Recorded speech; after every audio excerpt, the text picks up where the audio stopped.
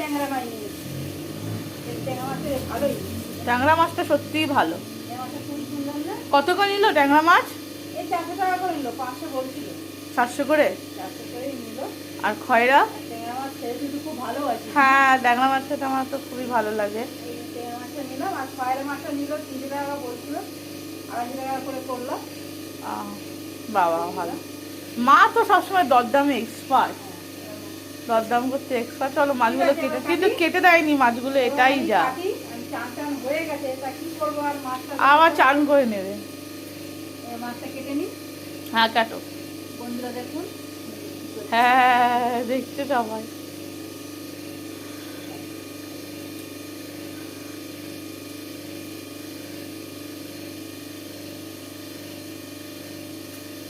আর আমাদের বটিতে সেরকম ধারও নেই, অনেক দিনের পুরনো বটি না। আমি মাছটা তো সহজে ঘরে কাটি না।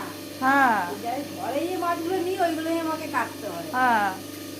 আর এই যে মেয়ে যেগুলো ভালো হয় সেগুলো আমার কিনতে হয়। আগে তো প্রচুর মাছ আসতো, এখন তো সেভাবে মাছ আমরা আনি না, খাইও না।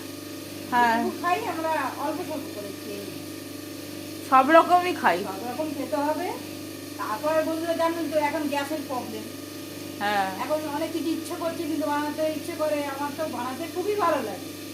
আমি আর কিছু বানাই, আমার তো রান্না করতে বললে একটা করে 4-5টা পথ হয়েই যায়। খাওয়ার সময় এরা বকতেই থাকে, এতগুলো পথ কি দরকার কি দরকার, কিন্তু কেউ বুঝতেই পারি না। কিন্তু এখন গ্যাসের জন্য কিছু আমাকে আটকাতে। ঠিক আছে, চল তুমি কেটে নাও মাছ।